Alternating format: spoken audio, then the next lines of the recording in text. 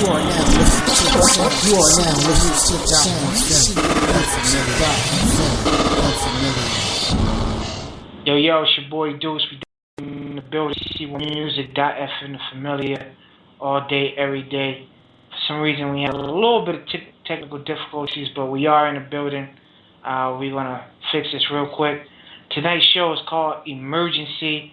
I am going to get into one quick song, and then we're going to jump right into the show. Alright, C1 Music style. I hope everybody is joining in, listening in. Again, you can catch us at 805-399-1200, extension 105, 431 pound. And definitely check us out real quick on there. And like I said before, we are going to get into one quick song, and then we're going to jump right into our show. Again, it's called, it's definitely called Emergency. I think it's going to be something that you guys will love to discuss. And we're going to get it in just like that, alright? C1music.fm familiar is definitely your boy. We are in the building. I apologize for the technical difficulties. Got my panel in here, and we 4 deep. So let's get it popping, man. C1music.fm the familiar, all day, every day. Here we go. If we rolls run that way, get at your boy. You are now listening to the sounds of C1music.fm, the familiar.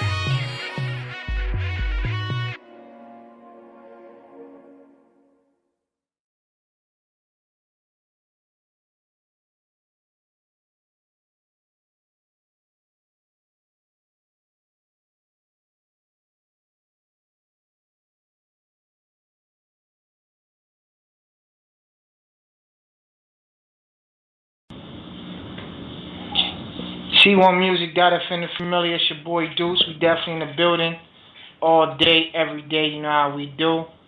And yeah, we in here with the panel and all that. You know what I'm saying? I got Tito in the building. What's going on, Tito? Hey, what's good? What's up? Oh man, we in here. Everything's good. I got Grace in the building with me. What's going on, Grace? Yeah, all is good. What's up, man? All over the world. Haha. All over the world. I got Joy. How you doing, Joy? I'm doing good here. Good. We got Judith in the building. What's going on, Judith? Yes, I'm doing good. Alright, and we got Danaka as well. What's going on, Danaka? Yes, from Spreaker, yeah. Alright. I have Carol in the building. What's going on, Carol? I'm getting excited here, getting ready for the topic tonight. Good. And Ethel. Got a new one here. Ethel. Yes? What's going on, Ethel? How are you today? Same here, like the others. Good. Alright, and we have, last but not least, Cheryl in the building. What's going on, Cheryl? I'm already here. Cheryl always take a delay to answer the questions. We're gonna get Cheryl involved tonight. That's my goal tonight, to get Cheryl involved. So, Cheryl Bennett, I'm gonna get you involved. I'm starting off with you with my main starting opening question. Okay, Cheryl, so you there? You on deck right now. You ready? Cheryl, you ready? Did I lose Cheryl already? Already. Man. Alright, well, in that case, I'm going to come to you, Grace, because you are a mother. So, I am going to come to you. Starting off. Here we go. You have an emergency where your child was dying and in need of medical attention, and you called 911 for help. You then go outside to wait for them while the family members are treating your child. As you wait outside, you see children playing in the street, and you hear the ambulance from afar. The sound gets closer, and soon after you see the ambulance turn onto your street. As the ambulance is speeding to get to your location, they make a turn into your street, but as they do, you nearly miss hitting a kid crossing the street, chasing a ball. In fear of hitting or hurting the kid, the ambulance hops out of the van to help the kid out, but none of the children admits that it was them chasing the ball because they are scared. Mm-hmm. The ambulance then goes to each child to check and make sure that they are alright. Meanwhile, your kid is dying and you are watching the ambulance from afar. What would you do? Yeah. Such a difficult situation. Okay, so definitely my flight is I'm so frantic. The ambulance from afar. So I think I might be screaming. Then I would call help from my household, like one of my family members. And I will not do it. I will not be the one going to approach the ambulance. I will let somebody go to the ambulance and urge them to come quickly to rescue my child who is lying and dying. So that would be my reaction. I might be crying and saying something, screaming, I'll just stay in my place. What would you be screaming? I was screaming, come, like that, when you're, you don't know what to do anymore. But I will be calling for help from a friend or a family member who is near me, and I would tell that person, please go there. If you could let the ambulance come right away to rescue my child, to help my child. I see. I can just imagine it. I could just imagine the frantic, the confusion. But I wouldn't leave my place because I would make sure I'm still with my child. So I would just let somebody do the chasing for the ambulance to come to my house. All right. Let's ask Ethel. Ethel, I'm asking you. What would you do? Um, I think that kind of moral dilemma is very difficult for me to answer when I first. Um, but I will help the kid first that was nearly hit by the ambulance. No. I think you misunderstand the question. The question is, you have a child. Yes. The child is dying, like literally laying for medical attention in your house. You were the one who picked up the phone and called 911. 911 in our country means that's an emergency. That's the emergency line. Yes. All right. You call, the ambulance is on their way. You hear the ambulance coming. They're coming closer and closer. You hear the sirens going off. And as they turn onto your street, they nearly hit some kids playing. And so instead of coming, to you to help come save your kid, they pull over to the side to check to see if any of the kids were hurt. But none of the kids are acting like they're hurt. But they're going to check each and every one. Meanwhile, your child is almost dead, like pretty much dying. Yeah. What would you do? Would you scream at the ambulance, get their butt down here, or would you say, would it be all right that they're going to check to see if the other kids are all right? Like, what would you say? Okay. It will be alright for me to check the child that was nearly hit, and then, but I will be thankful that they came right away. So, but other than I have a family member who will look after my child dying, but I will stay calm as possible. All right. So calm as possible. So now let me ask you. Let's say your child dies, and your child could have been saved, but the ambulance didn't get there in time because of these kids. Would you be mad at the ambulance? No, I will not be getting mad to the ambulance because it is not their fault. If there were, like you have said, that it was not their fault if the children was chasing the ball and so it's all done by accident. So would you blame it on the kids? Would you be mad at the kids playing? No, I don't blame to the kids either. Because they Okay. were kids. It's natural for them to play the ball, and they did not expect that they will encounter the ambulance crossing the street. I see. All right. Let me ask you, Professor. Yeah, my man. Talk to me. Oh. Well, I know if it's not an orthopedic condition, I will put my child in my car, ride by the ambulance, and say, I want one of you paramedics to come with me. The other one can stay here with the kids, and you can help me with my child to the hospital. Well, that would be technically how I look at the situation. Right. Because it's a lose-lose either way. But my child is in danger, and as long as it doesn't have anything to do with his bones or he can't be moved, I put him in my car and just tell the paramedics, hey, well, one of y'all gotta come with me, What if he can't be moved? Well, now I'd have to require that you call another ambulance and deal with my child. By the time they called another ambulance, it'll be too late to already have one on your street.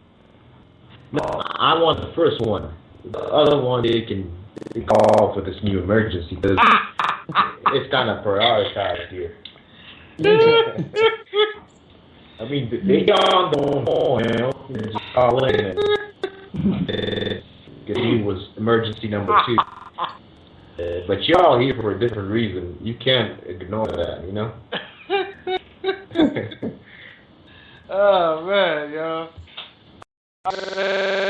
Carol, what about you, Carol? I want to see what you're gonna say. Well, that situation causes an argument. We're human beings. Of course, we'll be panicking, and my child is inside the house, and there he is helping another child, and I would say, well, first come first serve policy deserves this. My child is there inside the house, and that child you're helping is far from death. It's just a scratch or whatever, and I'll be thinking adrenaline hormones rushing up and down. It's nature and it's understandable, but later on, I think we will learn to compose ourselves and learn to trust the fate that God had planted on us. We would not worry at all. That's what I think about the situation. So you kind of said two things here. So I want to make sure I'm clear on what you actually saying. So if it was you, would you be panicking, or would you just be like, you're gonna be like, oh, God planted this on all of us, so whatever happens, happens. Yeah, that's right. So which one is it? Is it that you're gonna be panicking and you're gonna be screaming at the ambulance to come help your child, or are you gonna be calm like Ethel? I will be calm, but of course that is not the right action to do. But later on, we will realize that when that situation comes again, you will know what's the right thing to do by that time.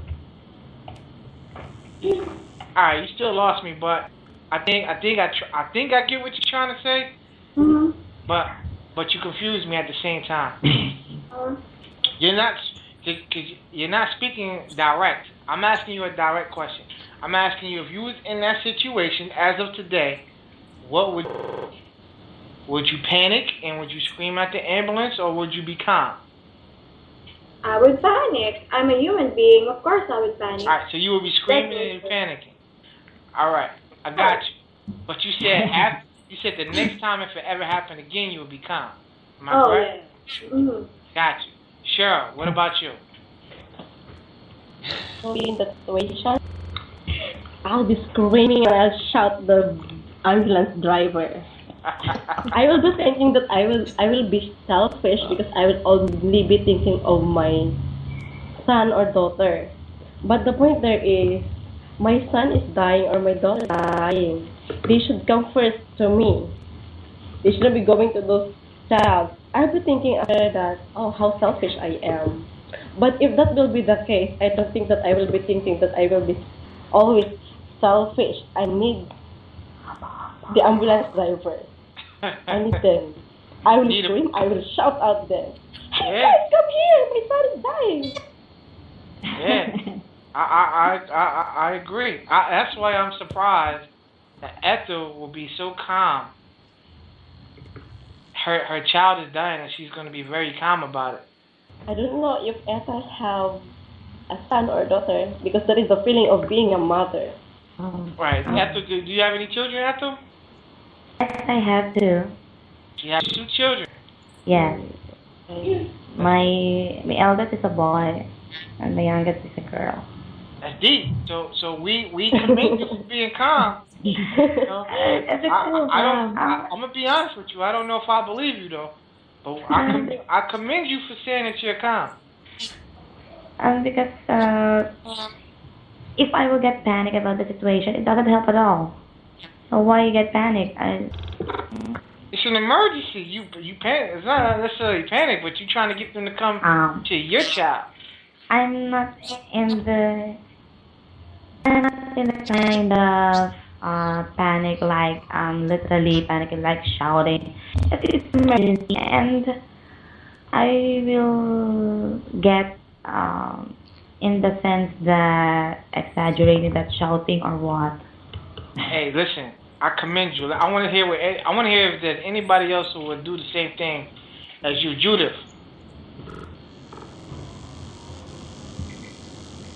Judith, would you do the same thing?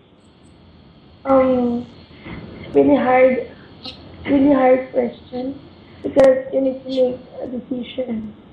I think if I go through it. Hold on, Judith. You must be sitting right next to Ethel, because when you talk, I hear you on Ethel's mic. Ethel, can you shut your mic so I can hear Judith clearly? Go ahead, Judith.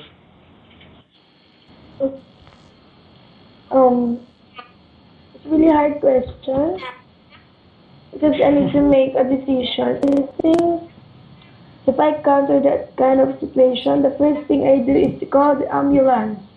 Oh, my child was dying, and tell them, yes. Oh, please check him first, and then I will check the children there and help them to make sure that they're alright. So please take my child first.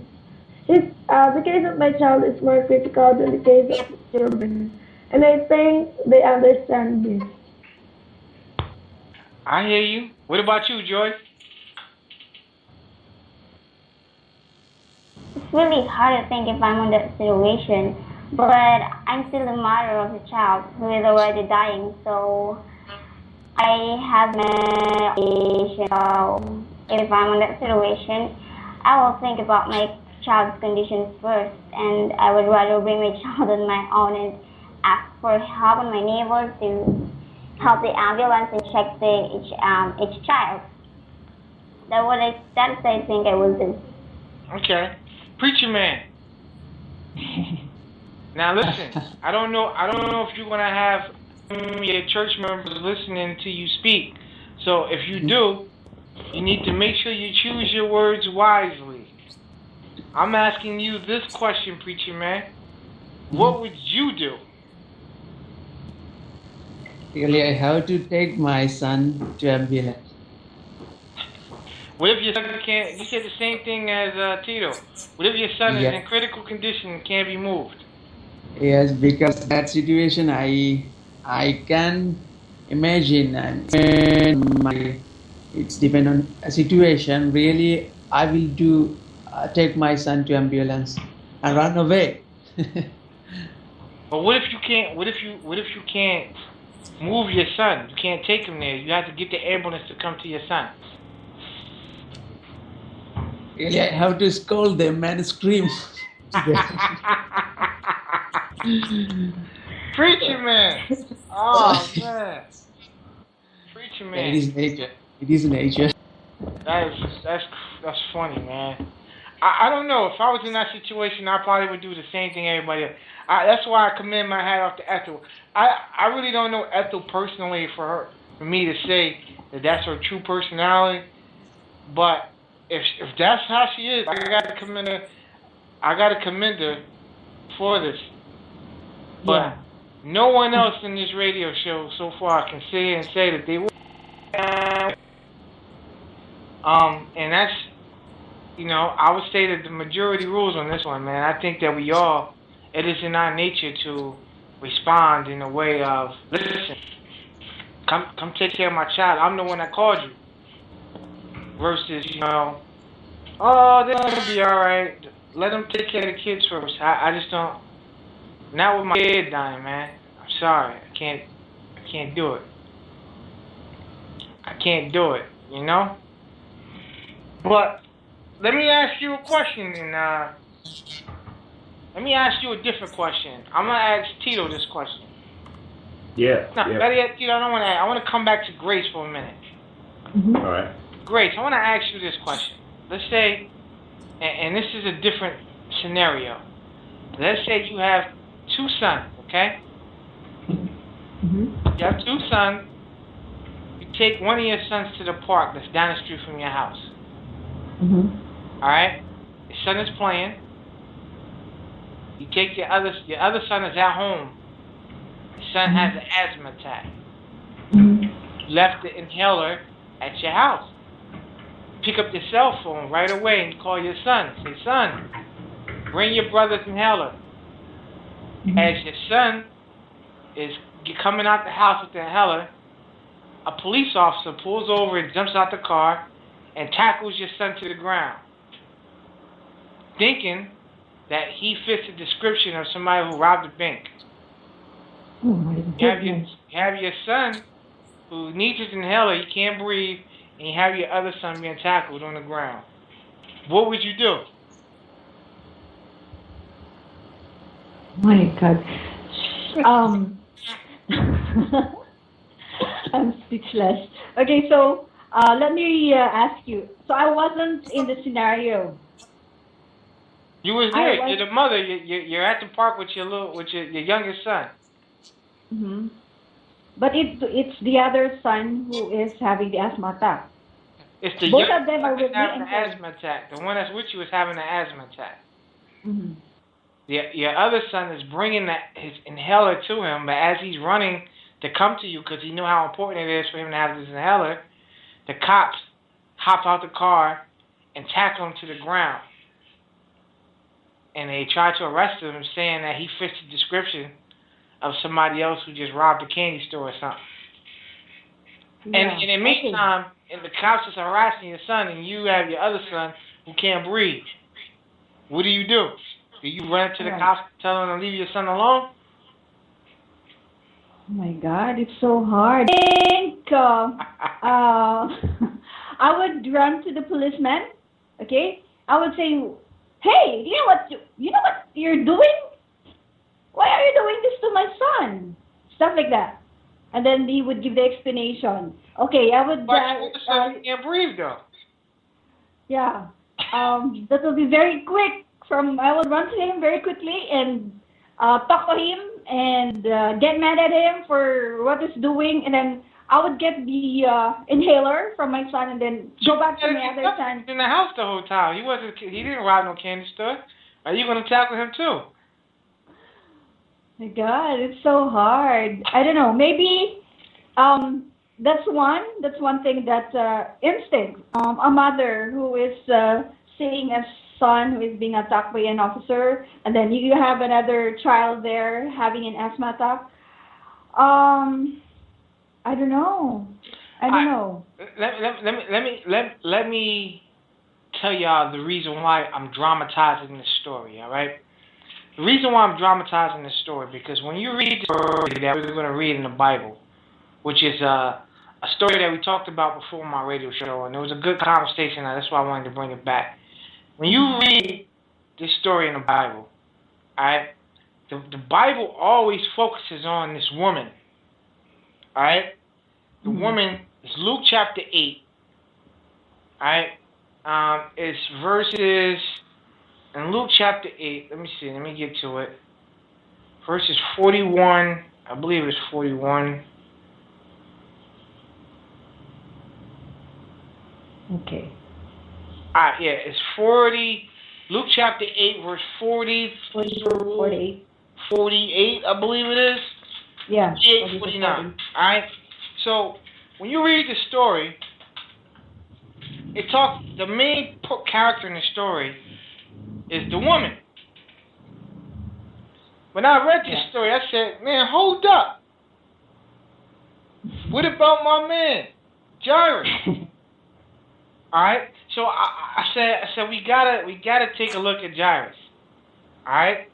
So I want everybody to turn to Luke chapter 8 for me. And we're gonna start at verse 40. I'm gonna read from the Holman Christian Standard Bible. Alright? And we're going to dissect the scripture. So I want to hear everybody's opinion on what took place here. And I also want to hear, we're going to come back to Ethel again, because I want to see how calm Ethel is about the situation. You know? And I want to hear what people are going to say. Because I distinctly remember what some of the other people said from this conversation before. Ben, I have a brand new panel.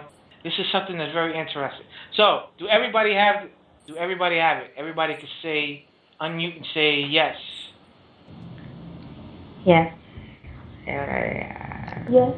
Everybody, so we good? Everybody has it? Yep. Good to go. Already have it. Yes. Luke chapter 8, verse 40. Luke chapter 8. Verse 40.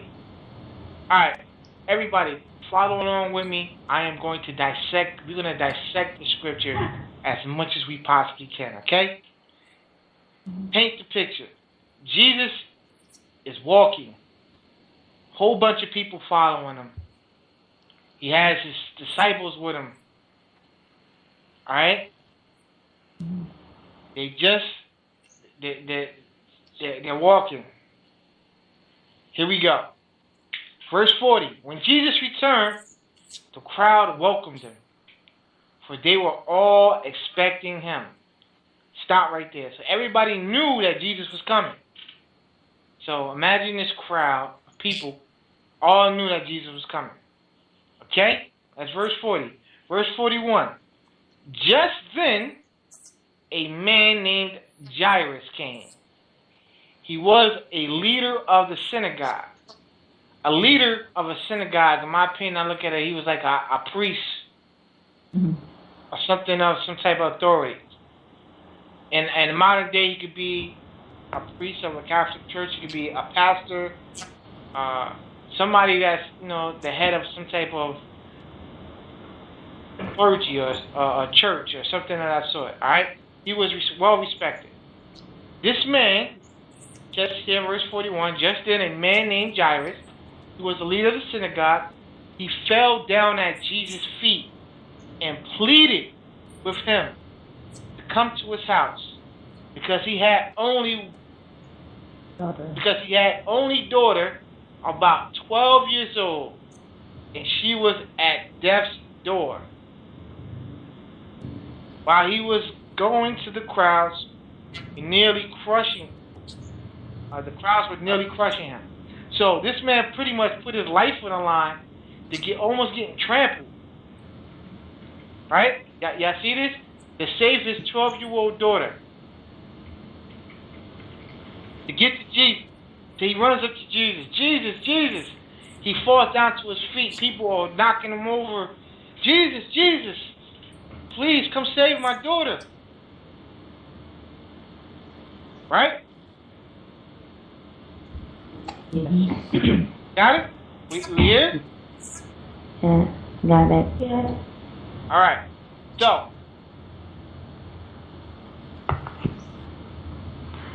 I imagine that Jesus looked at this man and said, and this story is taking place in all three Gospels. So, I definitely know it's in Mark, so I also read it in Mark. So Jesus actually goes along and walks with the guy to go to his house. So Jesus is walking along with this guy. All right, I'll do it. I'll go to the house. I'm going with you to your house. So Jesus and his boys are walking. All right. So y'all understand. I want y'all to understand the drama here. So the drama is we got a man. He has a 12-year-old daughter. He puts his life on the line, almost get crushed, stampeded on, and stampeded on for his daughter because he wants Jesus.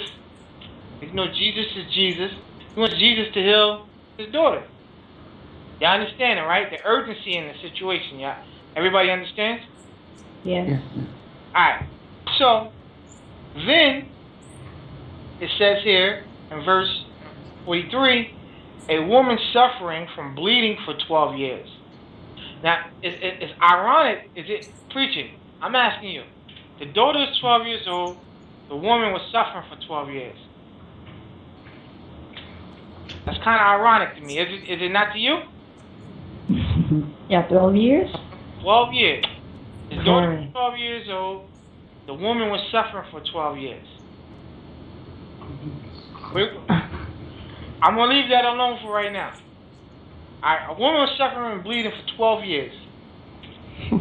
Who had spent all she had on doctors, yet could not be healed by anyone.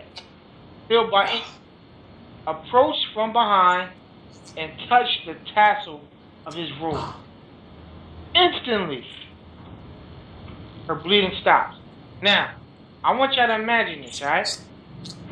This guy ran up to Jesus. Jesus, Jesus, take my daughter. She's dying. She's on deathbed. She's 12 years old. Jesus just says, come, I'll follow you. Jesus and his boys are now walking to this guy's house. As he's walking to this guy's house to go heal his daughter, Jesus just stops out the blue. Who touched me? Everybody had to start looking around like, what are you talking about, Jesus? Who touched me? That's what he says in verse 45. Who touched me? Jesus asked. When they all denied it, Peter said, Master, the crowd is hemming you and pressing against you. And Jesus says in verse 46, someone did touch me, said Jesus. I know that power has gone out from me. I want to stop right there. So imagine this now. Now, Tito, Professor. I'm here. Sorry about that. I gotta ask you this. You're Jairus. You just ran to Jesus. Jesus. You know, it's a serious situation. Your daughter's dying. Yeah. You run up to Jesus, 12 years old. Jesus, you gotta come to my house. My daughter's on a deathbed. Jesus says, yes, I'll go. He start walking. It's a crowd of people. Everybody's all over the place. Jesus just stops out the blue. Who touched me? And he stops. Who touched me? And everybody's looking around. Nobody's admitting to touching Jesus. Even to the point where Peter says to Jesus, Master, the crowd is, everybody's pressing up against you. Like, what's up? Well, at that particular point in time, you're Jairus, Tito. What type of look are you giving Jesus? I've been like, yo, listen to Peter. We gotta move, man. We gotta move. I mean, look around you. Are you serious? Are we really doing this? Is this happening? You wanna know what's funny, Tito? Last time I did this episode a year or so ago, I did the same particular topic. I titled it, "Are You Serious?" Okay. Are you serious? Because anybody in their right mind will look at Jesus and say, "Are you serious?" Like, my man, what are you doing? What do you mean, who touched you? Look around you. Everybody touching you, man. Your daughter's dying, and he's saying, "Who touched me?" Tell me, Carol, what will be your reaction to Jesus? You got your daughter dying, 12 years old, you ran up to Jesus, you put your life on the line, you almost kissing Jesus' feet, you down on your knees, Jesus, please, I'm begging you. Jesus says, all right, rise, I'm coming with you. And then in the middle of y'all starting to walk, he just stops out the blue and says, who touched me? What type of look are you giving Jesus, Carol? Tiger look. The tiger look? Yeah, I was wondering, and I asked you earlier about this. Do you think, when Jesus asked, who touched me? Do you really think that he didn't know who touched him? That kind of thing. Well, he's Jesus, he knows everything and everyone and anything that's happening around him. So, yeah, that's what I'm wondering about. All right, look, I'm gonna answer that for you. I'm gonna give you my opinion on what that answer is. However, I want to. So what's the tiger look? I want to hear what the tiger look is. I never heard of that. Tiger look, like you're looking at him curious and Angrily. Yeah, right. Angrily and it's what? What the hell are you doing? That kind of thing. That's the tiger look? Yeah. All right. Preacher man. Preacher. What type of look are you giving Jesus, preacher? This guy was a preacher too. What type of look you think he was giving Jesus? Don't put me in trouble. God, come. I have to take my Jesus' hand and run away for my home. So you grab Jesus up like, come on, man, you playing around right here. You playing around right now, Jesus. Let's go. That's what you would tell Jesus. Stop playing.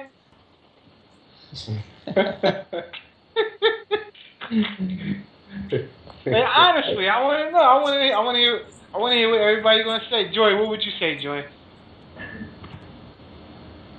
I think I would rather say, hey Jesus, let's go. My child is already dying. What are you doing?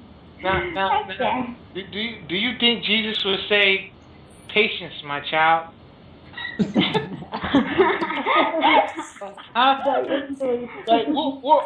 don't know. I'm just saying.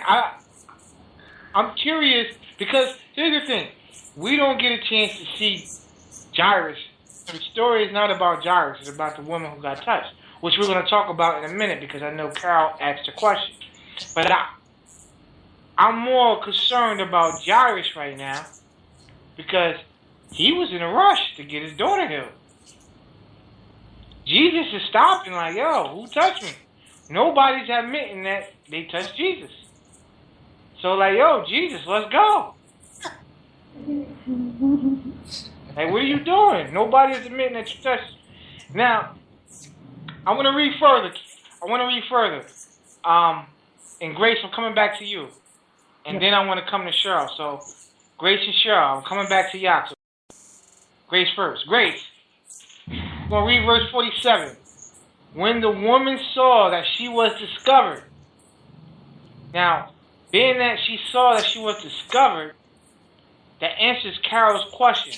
Did Jesus know that who touched her?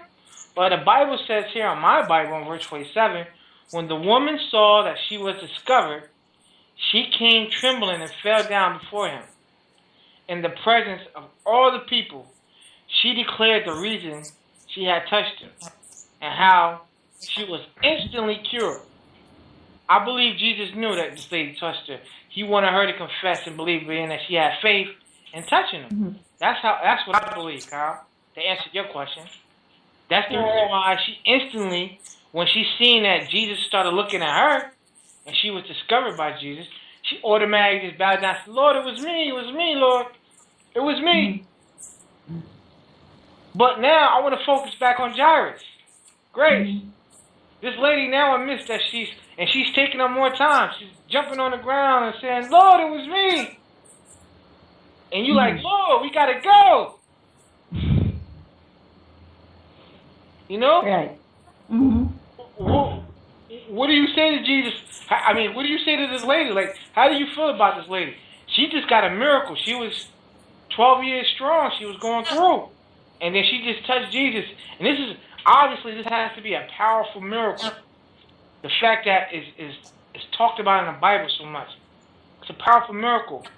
But yet and still, Jairus had to stand there and watch this lady shout and be happy that she got saved and his daughter's dying. Mm-hmm. Well, how do you think Jairus felt about this lady who just got healed and taking up more time? I think Jairus would be emotionless with regards to the lady, considering that his current situation, his concern more is on his dying child, like any normal human being. Okay, so if I was Jairus, I would really plead to God, Lord, with desperate look and pleading and all the begging that I could do, to please come to my house. My daughter is dying. I might even add, like, saying, you can take care of this woman later. Please go to my house first, because it is more important for you to pay attention to my daughter first, because she is dying now, while this woman is still here. She's still alive. You can take care of her later after.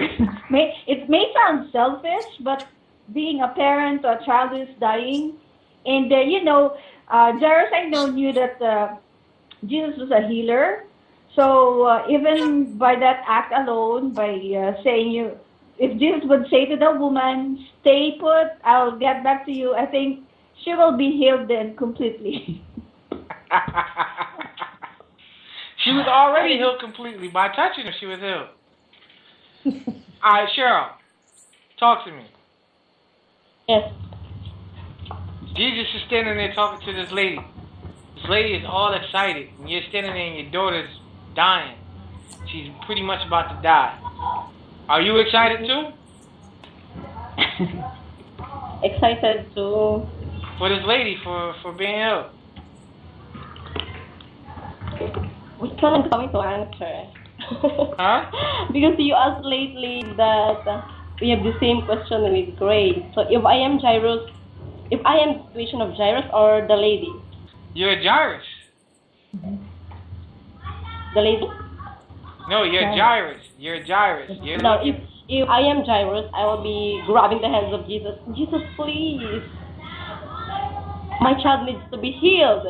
Then if it's so long already that he stuck at the middle of the crowd because Jesus doesn't know who touched him. Of course, Jesus felt the touch, but that touch is very different, as if it's like a touch of faith.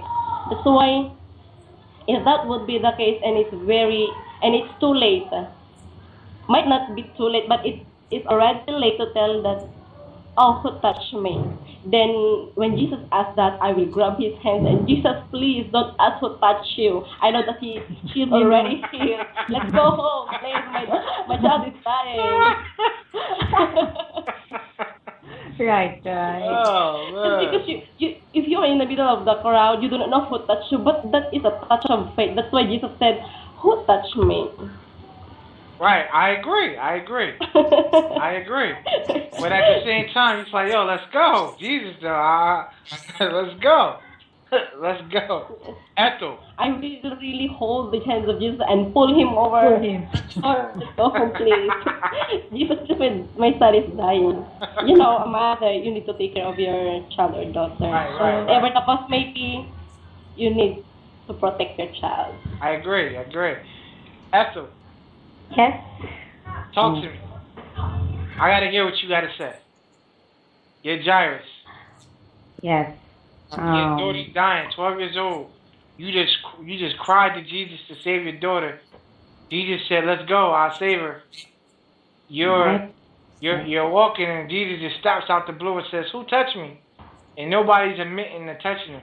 I can imagine that Jesus was looking around and say, "Who touched me?" for at least 5 minutes. You know, to the point where Peter had a conversation with you like, Jesus, come on, man. Like, nobody touched you. Like, everybody's pushing up against everybody. And then Jesus is like, somebody touched me. Who touched me? At least 5 minutes. And then this lady out the blue is like, oh, it was me, Jesus. And she drops down on the ground and let alone your daughter's dying. Talk to me, Ethel. How do you protect Jesus? Okay. I think I have a change of perception here. I agreed to what Ade Gray told us a while ago that I have to tell Jesus that, Jesus, I have 12 years old child dying. Come to me right away. So, you can come to the lady after you healed my child. So. That's what you would say? Yes. I will. Hold on, Ethel, I'm surprised at you now because you were just saying earlier that you would have peace and calmness in an emergency situation. Okay, that's why I told you a while ago that I think I have a change of perspective. Change your perspective. I could do that to you a lot. I was very difficult to decide. Oh my God. I can do that to you a lot. Now, I guarantee you, I'm gonna change your perspective back. I'm gonna change your perspective back to what it was before we end the show. I'm already palpitating. I'm gonna change your perspective. Listen, I'm gonna change your perspective back to what it was before we end the show. Watch, okay? Okay. All right. But for right now, I'm laughing at you because you said that you will have peace and calmness about the whole situation. And you're now saying, Jesus, come back to her later. Whoa. I'm not mad at you, Ethel. I'm not mad at you at all. Because I think the lady she actually lived for about more than she's old enough. She already done everything. Yeah, listen, she's been hard in the game for 12 years. But my child is only 12 years old. Oh. I understand. I Joy. Talk to me, Yes? Joy. Yes. Talk to me, Joy. What would you do? Now, What would you say to Jesus? I already understand. Huh? Jesus is powerful, and they're all waiting for Jesus because they believe he can do miracles. Right. So, But your daughter's dying, and this lady touched Jesus, and she's been going through for 12 years. She finally touched Jesus. Jesus is asking around, who touched me? Nobody's admitting who touched him. And all of a sudden, this lady starts, oh, it's me! And she jumps on and lays on the ground, and she's crying, and Jesus is walking up to her to console her. And all this time, you're looking at Jesus like, yo, I mean, what would you say to Jesus? well, I was gonna say, Jesus, she could already confess, so let's go to her house. Let's go to my house and, heal my child because my child's already dying. Judith, what about you, Judith? For me, if God said to me that, Alright, Judith, somebody got to mute the echo. Can you mute your mic real quick? So Judith having a feedback, echo. Go ahead, Judith. okay, if Jesus said, just because I will hear your son, because we know that God is very powerful, and even your child has died, he has the power to heal your daughter and to become alive again. So what are you trying to say? So I'm asking you, so when Jesus is looking at this lady and she's boo-hoo crying that she's been a miracle has happened and she's all happy, you'll be standing there like, hey, congratulations.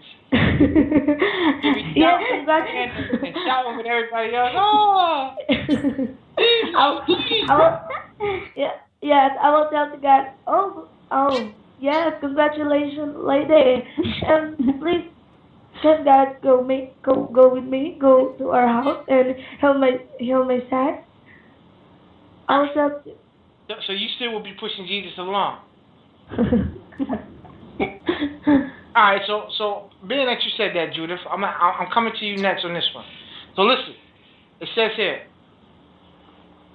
Jesus says to this lady, daughter, he said to her in verse 48, your faith has made you well. Go in peace. Mm-hmm. Verse 49, he says, while he was still speaking, someone came from the synagogue leader's house, saying, your daughter is dead. Don't bother the teacher anymore. So now I'm saying this to you. Judith? Yes? Somebody ran up to say your daughter died. And all because this lady was laying down, boo-hoo crying, that, she got healed, and Jesus could have came and saved your daughter. What would you say to Jesus? Would you be mad at Jesus? No. You wouldn't be mad at Jesus? I have no right to be mad at Jesus because why not? He's over there talking about who touched me. I don't know. Tito, hold on for a minute. Tito. Yep. You mad at Jesus? Of course I'm mad. I'm only human. I mean, fine. It's great. She's good. You got touched. My daughter is still dying. So let's back it up. She died. Yeah, let's back it up. Yeah, let's get moving here. She died, bro. Somebody ran up to you and said she died. That's what it says. Your daughter died. So what do you look at? What do you say to Jesus then? Well, it's really easy to hate people. You know that? It's really easy. Man, Jesus? What's a man got to do here, man? I mean, think about it. It just played out right in front of you. Right in front of you. Look. Yo, what are you going to do? Listen, that's some strong words right there, man. Oh, man. I know, but think of the emotion. I don't think we're all processing this real good. Listen, I totally understand what you're saying. But I also want you to understand what you said. I understand what you're saying. I just want you to make sure you understand what you're saying. Those are strong words. Although I understand what you're saying. Hold on. I know. Grace, tell me, Grace. Yeah. Would you be mad at Jesus? I mean, somebody ran to your daughter died. Oh, What would you look at Jesus and say then? It's all your fault. It's kind of very confusing. I don't know. Maybe mixed emotion. Part of it, I would be mad, but at the same time, I will still keep my hope. Upon hearing that news. Yeah, but I know that he is God. I will still have at least a little faith in him that he can make my child alive again. Things like that. Because he's a God. So you're expecting Jesus to raise people from the dead now? No. That's what you just said. Because back then you were going to say, oh, Jesus raised my daughter from the dead? Like you were expecting Jesus to raise your daughter from the dead? Like she just died.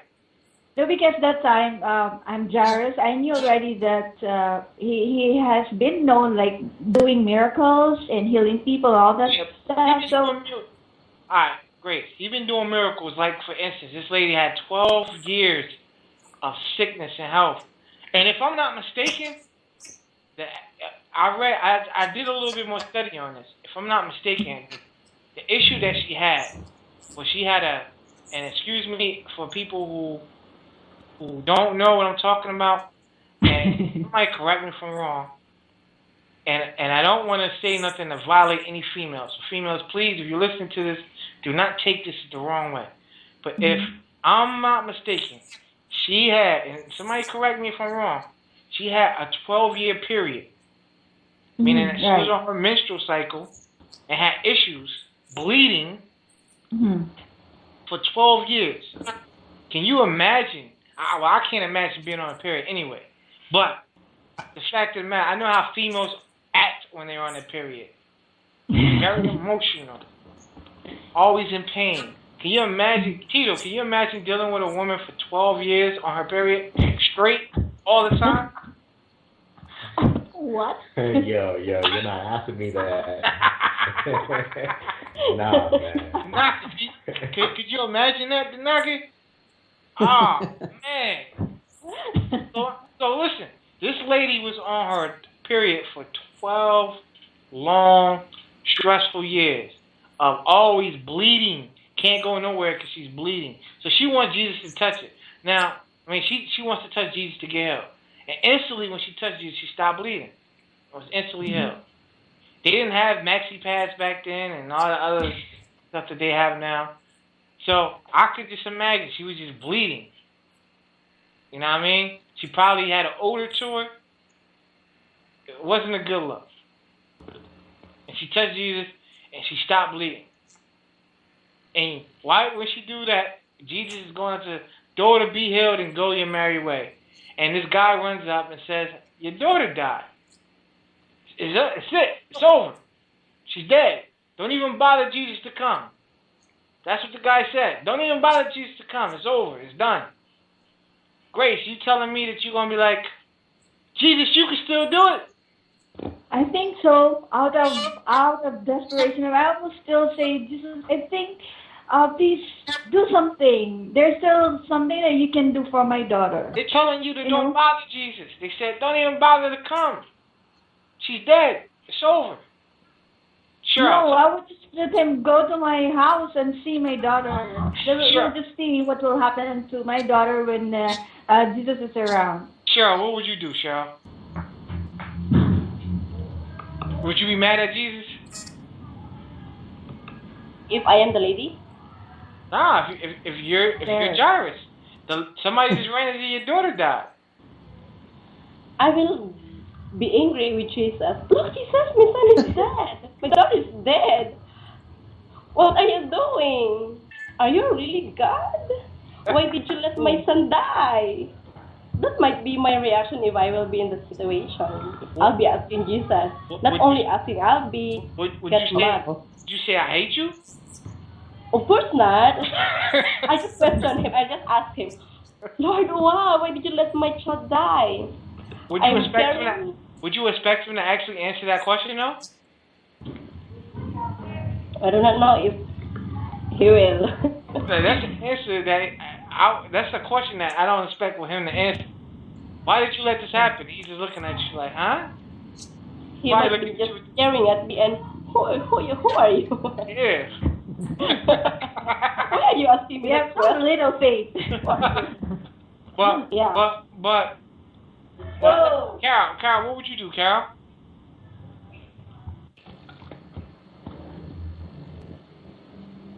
Carol? Yes, I'm sorry. What would you do, Carol?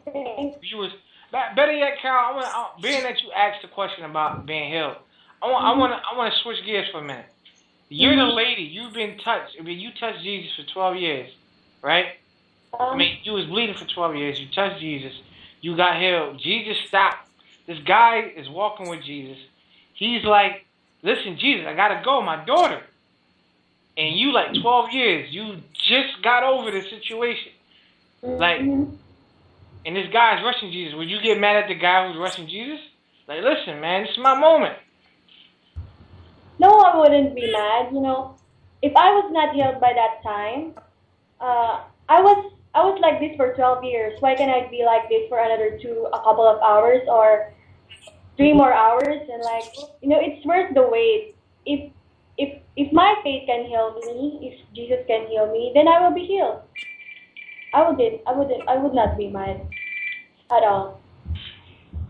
You would not be mad at all. Oh. All right. What about you, Joy? Well, I think I'll be mad because that's my only daughter. But maybe I'll be also mad not only on Jesus but also to that woman, because that woman interrupted Jesus. That's why my daughter died. What's the cause of delay? What if you're that lady and you got healed and this guy is mad at you because you got healed? Like, what would you say to that guy? Would you say stop being a hater? I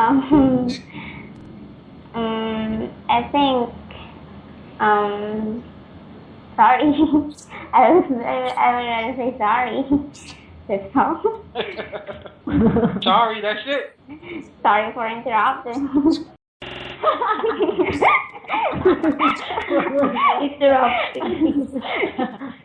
Sorry for interrupting. Oh man, you've been waiting 12 years for this. What's a good answer, Josh? All right. So check it out. Let's finish this up.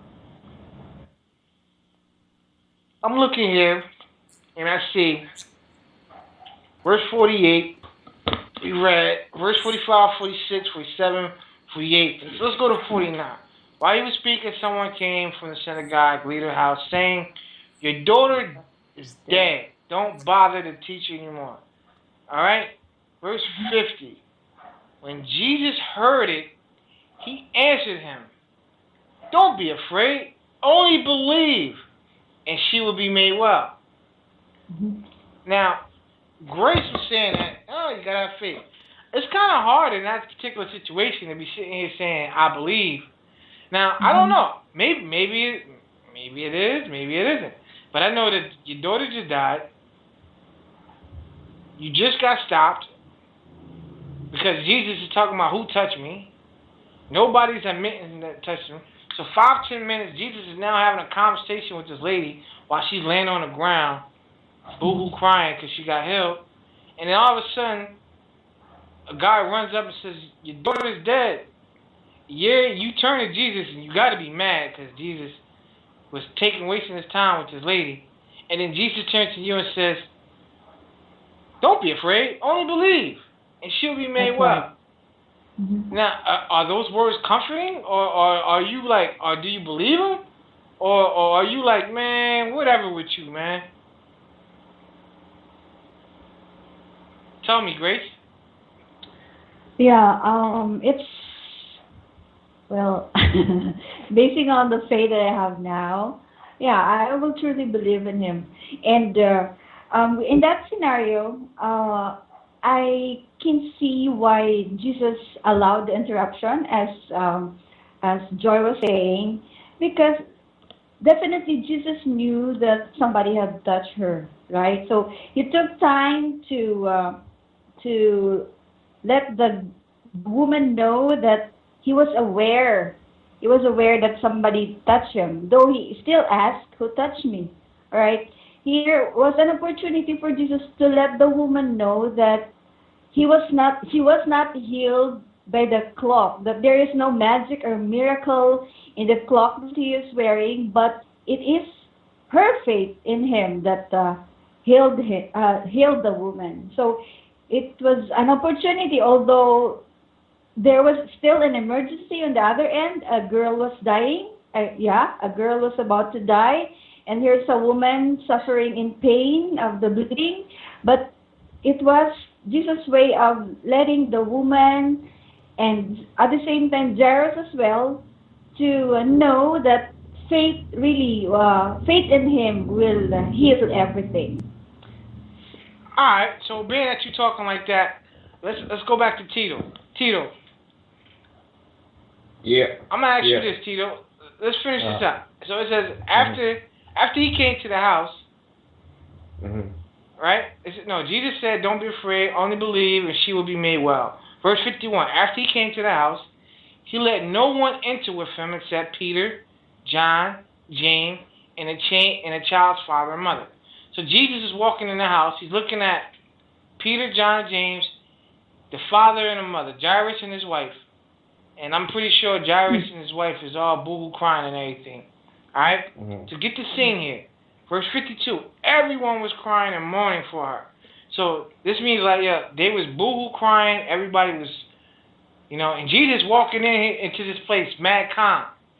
Now everybody's upset. They're boo-hoo crying. Like, you understand what I'm saying? This is a scene. Yeah. And especially you being a father, you have to look at it like, I risked everything. I put my own life on the line. I ran to Jesus. I played it for Jesus to come. He's all calm, like, oh, don't worry about it. I come back to my house. My wife is crying. The rest of the family is crying. Everybody's crying, right? And Jesus says, I want you to answer this honestly, right? And Jesus says, everyone was crying and mourning for her. Verse 52. Everyone was mourning and crying for her, but he said, stop crying, for she is not dead, but she sleep. Now, obviously, everybody knows your daughter's dead, right? When Jesus says that, verse 52, 53, they started laughing at him because they knew she was dead. So imagine that. Jesus comes in his room all calm. He's like, I want James, John, and Peter to come in with us. No one else. Stop crying. She's not dead. She's asleep. And then everybody just bust out laughing like, yo, who is this guy, yo? Like, how would you feel, man? Well, one of those reactions where nothing is going through your head and you're like, unbelievable. Would you give the tiger look? No, I'd be like, okay, I've seen it all. Today, I've seen it all. I don't even know what I'm feeling right now. This is new, I think we probably underestimate the emotions that used to happen back then. We kind of imagine the people a little placid, this happens, everyone's okay with that. That happens, everyone's not okay with that. I mean, come on, this is a father who just lost his daughter because the guy he believes in could not show up on time. And here he is making jokes at a place where everyone's mourning, everyone's crying, and he's joking? Okay, today I've seen it all. You know what? Whatever. But Jesus actually didn't make a joke. Just people started laughing. Because Jesus is like, oh, she's just asleep. Stop crying. I don't know, Deuce. Think about it. What was the expression on Jesus' face? Because I'd like to see it. I mean, how did he look when he was saying that? Did he look like a crazy person? Did he look okay? Did he look like a wise man, just saying some divine stuff? What was on his face? Because that's what I'd be reading and say, this guy, there's no way. There's no way he's saying that. Is he okay? You know, I don't know what's going on in his head, but it was not a normal feeling. It's probably not written here, but think about it. Hey, you sound like me, man. You sound like me narrating the story, man. That's a good question. It's a good question. So what was going on through Jesus' head? I mean, throughout the story, I was just trying to figure out what was Jesus thinking, what was on his face, you know, like, who touched me? What was on his face? Was it surprise? Was it like a placid, blank expression? What was it? Did he look wise all the time? Did he look like these seers or a guru or something? You gotta imagine this, because I don't know, man. Do you think when he said, who touched me, like, what? Do you think he was angry? Like, who touched me? No. Or was it real peaceful and calm? Who touched me? I mean, just thinking about that. But think about it, though. The crowd is pushing, everybody's pushing them. I mean, to the point where my man Jairus put his life on the line. He was about to get stampeded on. So you know the crowd is going crazy. You know what I mean? The Jesus is like, who touched me? You're too calm, bro. But I can see the expression of Peter's face, man. I can see it. I was like, okay, Lord, everyone's pushing you, so you may want to, think back what you're saying here. Exactly. Everybody's touching you, brother. Everybody. You're not. Yeah. Answer this for me, though. I want you to answer to the question. You look at Jesus' face, and people start laughing when he says, "Oh, she's just asleep." Everybody that's there starts laughing. You have to get upset. The question is, are you upset at the people that are laughing, or are you upset at Jesus? I mean, think about it. Especially you as a man. Your wife is boo-hoo crying, man. Your daughter just died. I mean, you got to know that your wife, females are emotional, so you know your wife is boo-hoo crying. You're standing there helpless because you try to do everything that you possibly could do to save your daughter's life. And the man that's supposed to be the one to save your daughter's life, your daughter's dead, and he looks at you and says, "Oh, she's asleep," and everyone starts laughing. Yeah. But for that parents, that word is very. What's that? It is water to desert, because they are very painful, and they thought now it really had died. He dead. So that word, I think Jesus given to them for some hope. Where's the hope in that? Stop crying. Because Sleep. Yes, she's sleep. Nobody believes that except Jesus.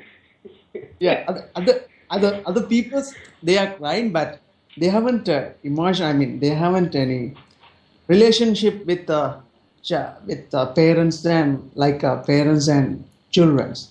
So their parents are very faithful, and they hope something to do for their child.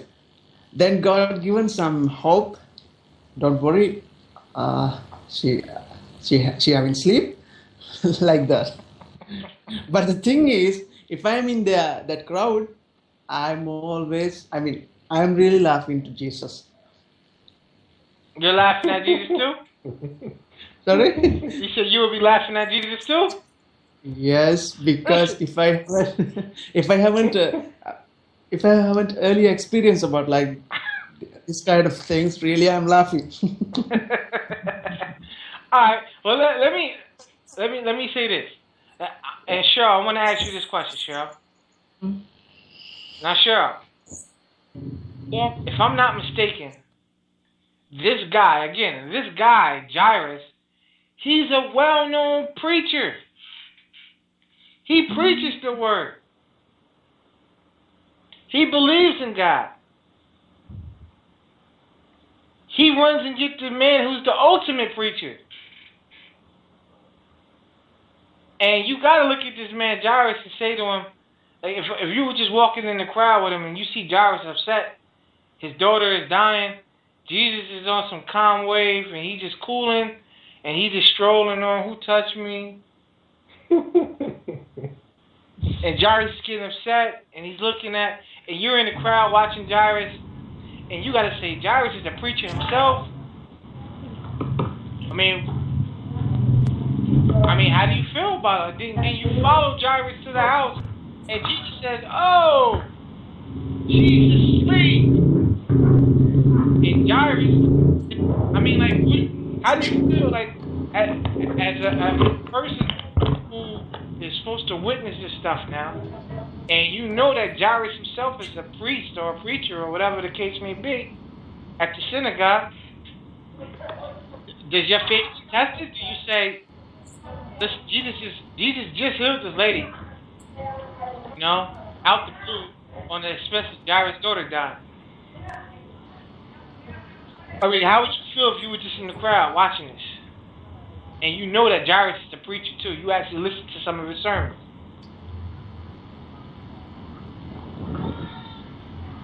Talk to me, Cheryl. Oh. That's what you would say, oh? I don't know what to say.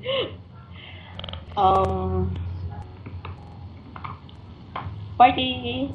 Honestly, some of the questions I wasn't able to hear because of from I do not know. I'm asking you, Cheryl, if you were in the crowd with Jesus, you know Jairus is a preacher, he's a minister, he's one of the charge of the synagogue. He's a respected leader, and he's running to Jesus on his feet crying, begging Jesus, "Please come save my daughter." And this guy, Jesus, walking, while you begging, crying, "Please, you heal somebody else before you heal your daughter," and you're the respected leader in the whole area. You even go to his church. How do you feel about this guy and Jesus? I would just, with the faith that I have now, I would rather look to Jairus, and might be some questions in my mind. Is he the pastor? Is he the one leading the church where I am going? What a faith he has. He is my model. Something like that. Right. And then when he goes back to the house, you follow him back to the house because you obviously got to see what happens. And they say that the daughter's dead. And then Jesus says, "Oh, she's asleep," and everybody starts laughing. Laugh too? No, I will shout at them. No, what are you laughing for? They probably start laughing at you too. Like, what do you mean? You heard what this guy said? She's clearly dead. No, my daughter's dead. But after that, I will look at my daughter. Then starting to believe and starting to smile to Jesus. Wow, Lord, thank you so much. You saved my daughter. Hold on. So you're speaking from Jairus. So you'll be mad at the people that were laughing? Yes, of course. Now, I will shout at them. You'll shout at them. Yes, I'm human. So then if you're going to shout, let me ask you this question now. If you're going to shout at the people that were laughing at you, is that exercising faith? Hardly no. But because we are human, we are sometimes if there are things that is not happening in the way we want to, sometimes we shout, or if we are mad, we are shout or we yell at other people. Because that's me. If I am angry, I will shout at other people, say, "Stop it!" Or, "What are you laughing for?" Although I show to them a little faith, my faith is not that strong. Then if I am a member of Jairus where he preached, then I would rather ask myself, is he the pastor I am looking for? Because if we are going to choose, of course we need to choose. Is this pastor can really lead us? And does this pastor have a great faith to God? Whom will be my model in my life? I agree. Ethel, what about you, Ethel? They laughed at you, Ethel. Yes. What will I do? Well, would you get mad at them for laughing? Yes, I will get upset. Would you say something to them? I will tell them to go outside.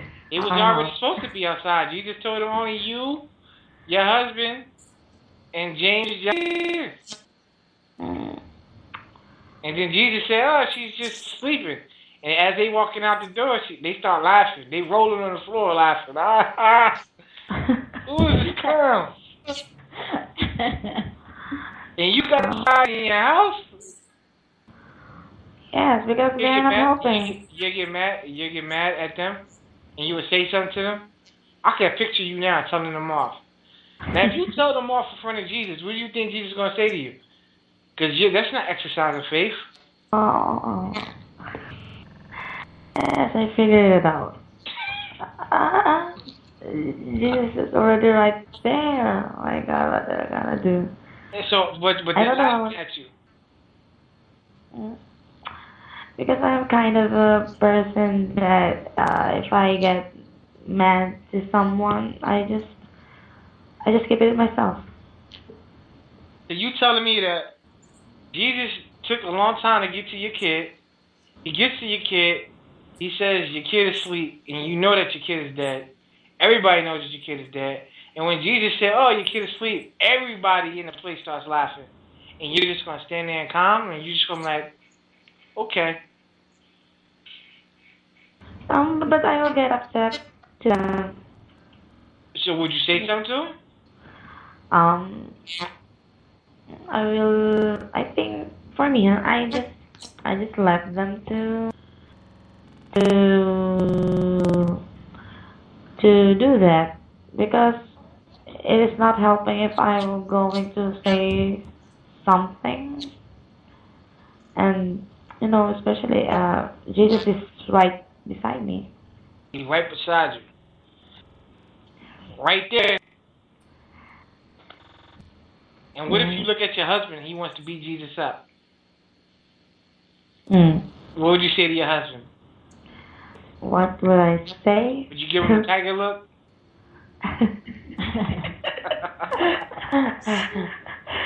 That's Jesus, man. What are you doing?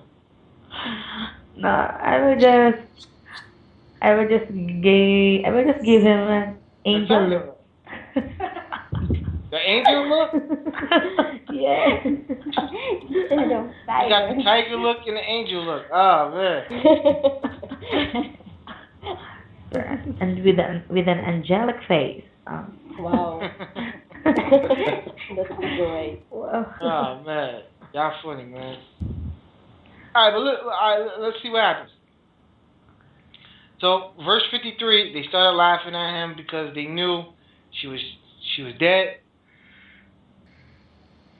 So, he took her by the hand and called out, "Child, get up." Her spirit returned.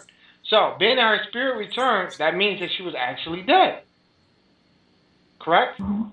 Yeah. And she got up at once. Now, when she got up,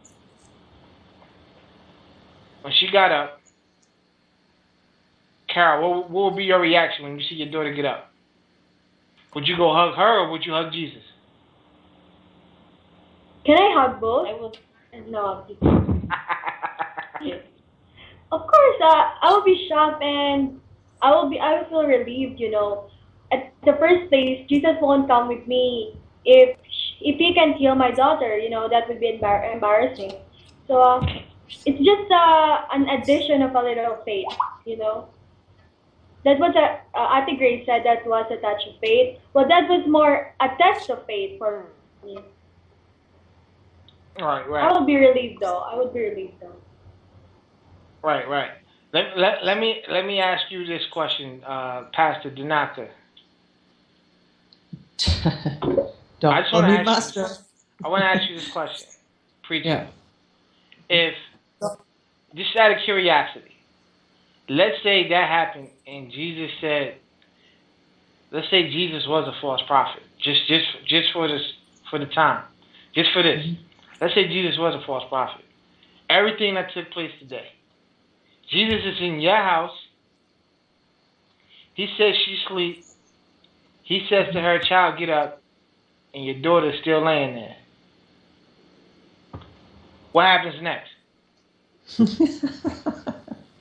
Kicking out of the house. Oh, really? Don't forget you're a pastor now.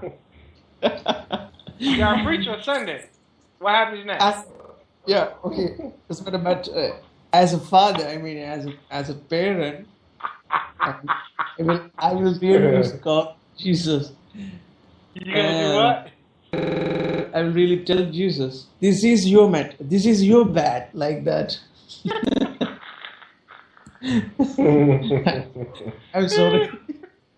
I'm sorry. As a parent, I know that is nature. Really, I will act like this. All right. I'm asking, Carol. I'm coming back to you, Carol. All that took place, and then Jesus says, "Get up, child, get up." And let's just say Jesus was a false prophet, and your child didn't get up. What happens next? So that was embarrassing, and that would be, I think that would be a false hope, from a false prophet. You believed in him for a long time, and then you knew that he was wrong all the time, and you just keep on hoping, and nothing was happening right there. Well, that would be insulting from the other part of me. Yeah. And that is But what will happen though? So I'm trying to picture what will happen though. So you look at Jesus and you just say, false hope. Mm-hmm. And that's it. He's in your house. Uh-huh. Like what if you say? What if you say, oh well, let's eat?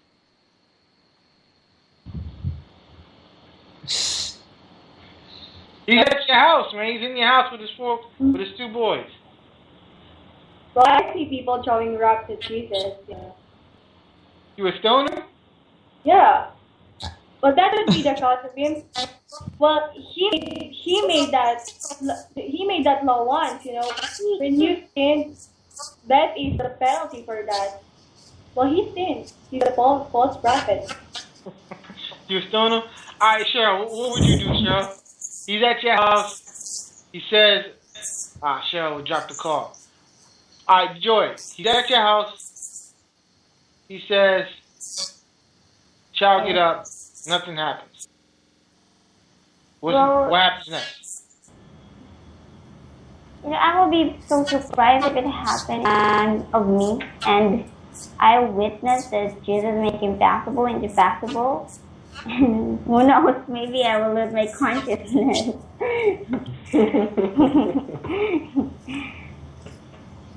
I want to hear Cheryl. Jesus says, get up. Nothing happens. What happens next? I will say my daughter. Then I will say Jesus, and I will say to Jesus, Jesus, is that all what you can do? Then go out from my house. That's not even because that is a false prophet. Jesus, you cannot do anything, so go out. Alright. I want to hear one more. And then we're gonna try to wrap this up. Professor. Yeah. Child, get up. And your child is still laying there. And you looking at Jesus. What happens next? I'd say, okay. All right, that's enough. Enough. Let's close this show. Today has been really crazy. I just need to regroup. Everyone else, y'all can go cry right now. Jesus. You will.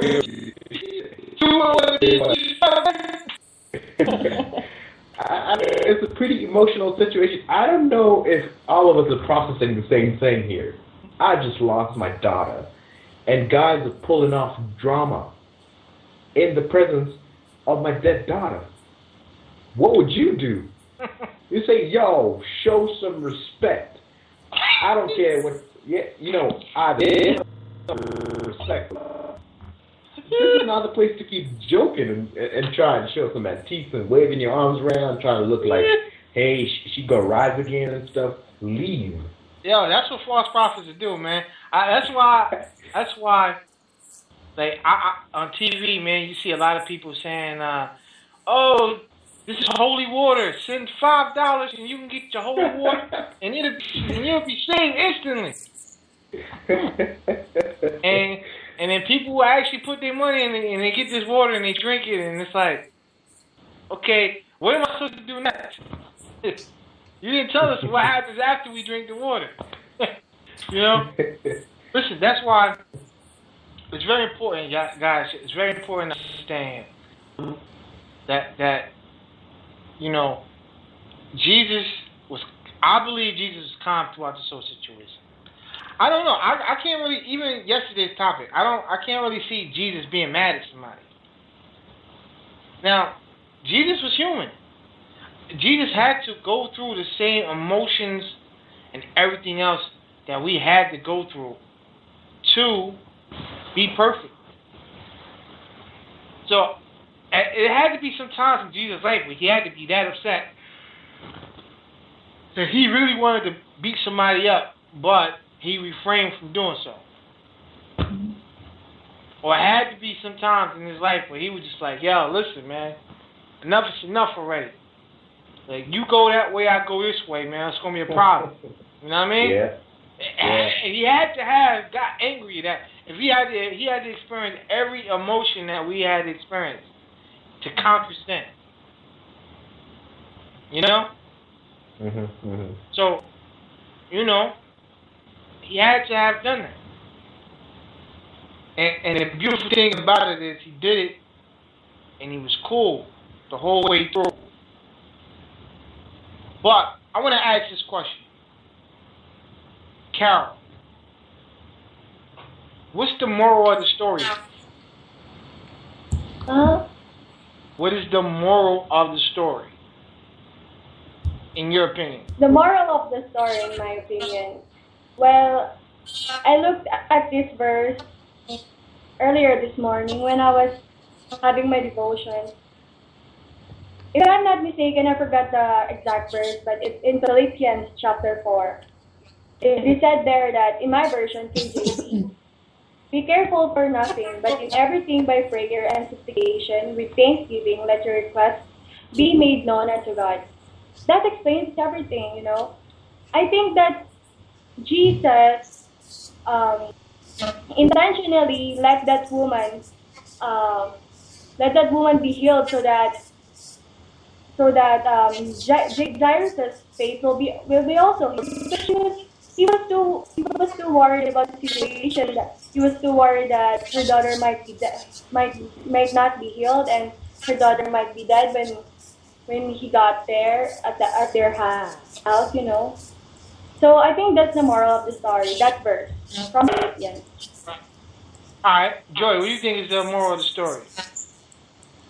For me, it's saying the moral of the story is that Jesus can make impossible things into possible as long as we have faith in him. Right. What about you, Judith?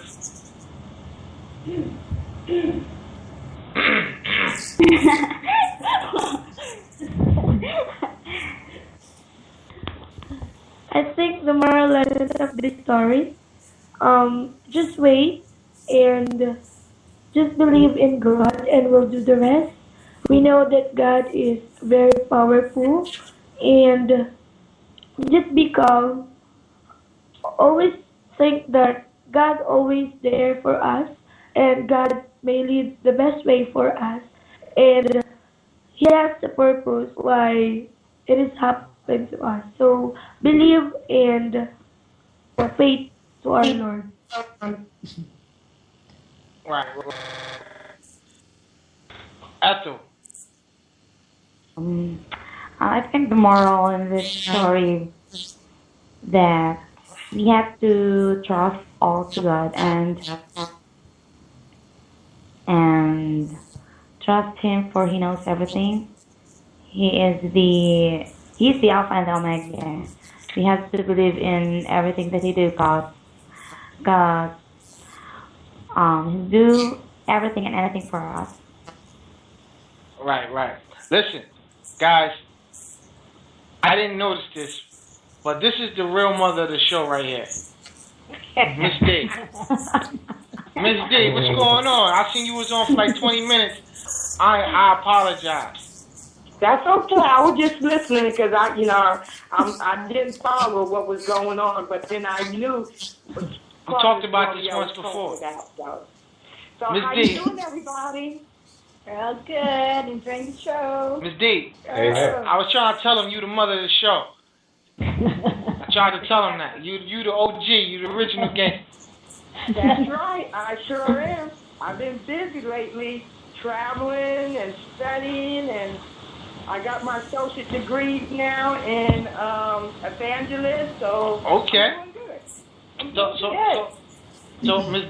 D had told everybody on the air that because of my radio show, she had to go to school and get a degree in evangelism because I kept challenging her of her faith. So I'm happy that was almost a year ago when you had made that statement to me, right, Ms. D? That was a year ago. You're right. So congratulations. You're right. It's been a journey. I tell you that much. Woo-wee. Congratulations. I done it, and I'm still going back. I'm going back and getting more. So. Well, if I got over this little hump, I can get over the rest of it. So. I hope you can start calling in on a regular basis again and drop some of that knowledge. You know what I'm saying? You know what? And I am because I'm on a corner right now, so I haven't done anything since I've been back from my cruise. We went on a cruise. We just got back 2 weeks ago. Right. I'm taking a little break right now, so and everything. So I don't go back until September, so I'll be all right.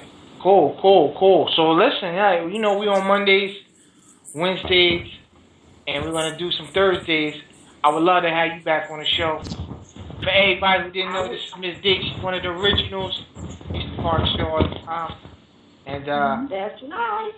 But I will be calling in, dude. I will be calling in. Right. I'm trying to get everybody from my olds. I have a nice panel on here. We got about 10 people on here. Oh, good. Good. I want to get some of my old callers back in here.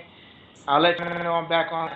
Shan was going to join us tonight, but she said she had a concert that she's doing tomorrow. She had to plead for it. Oh, okay. So you know what I mean? I want to get some of the. I want to mix it up with flavor.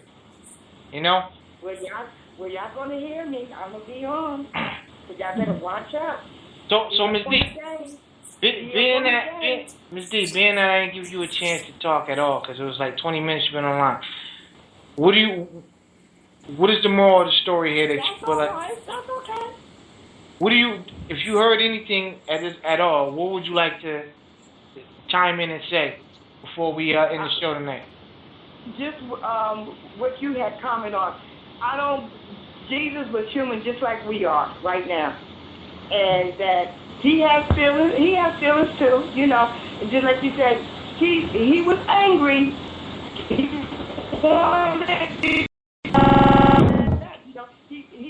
to me, what we do what I do every day. I can't speak for everybody. What I do every day, you have to hold your temper when you around certain people when they say certain stuff like stupid stuff. I call it plain out stupid. And you have to hold yourself and conduct yourself in another way, and so you don't have to be all loud and want to fight and everything. But I tell you one thing: if it was my child,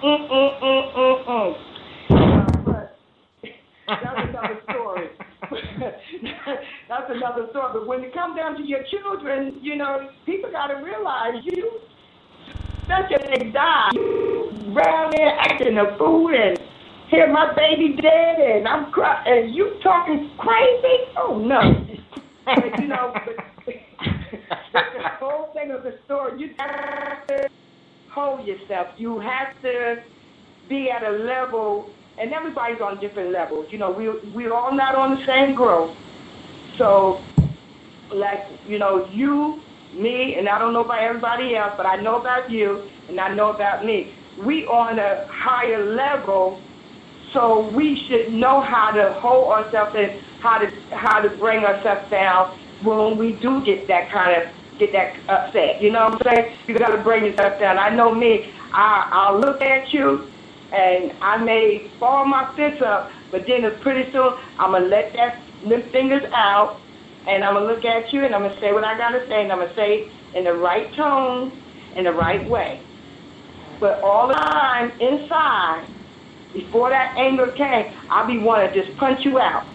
But, you know, you got to calm yourself down. You know, you got to get yourself on another level. And, you know, and I think that's what Jesus did. He got himself on another level because that was not him. He wasn't a violent person. Right. You know? Right. So, yeah. Cool, man. Cool. Cheryl, more of the story. Talk to me. If we are going to study the background of Jairus, because he is a pastor, of course, every time he doesn't have a problem, he is happy, and he looks promises of God as wonderful and it's abundant. Now, my point is, we should never forget what God has promised to us in the light when we are in darkness. What I mean is, if we have problems, let's never forget that God has promised us something, that He will always be there for us. Though the heavens fall, He will always be there for us. So, in summary, never forget. Let me chime in real quick for you, Cheryl. I want to ask you this question, and I totally agree with everything, but you threw me off a little bit when you said that Jairus is a pastor, so he had faith. I got to question the fact that Jairus went to Jesus. If a man with faith, is not going to run to Jesus and pretty much plead and beg, Jesus, please come to my house and help my daughter. You got faith looking at Jesus like, yo, my man, listen, my daughter's dead. We need you ASAP. You know what I mean? And it won't be out of desperation, it'll be more out of confidence. Yeah, this is a problem because we are all human. The tendency is that if we have our own problem, we perceive or we can see the world as if it's too dark, as if it's the end of the world.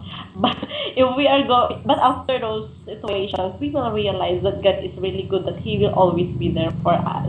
Right. I agree with that. Let's see here. Grace, talk to me. All right. Okay, so we learned a lot, so much from this episode of ours regarding the daughter of Jairus and the bleeding woman. Okay, so Jesus here is teaching us how important is faith.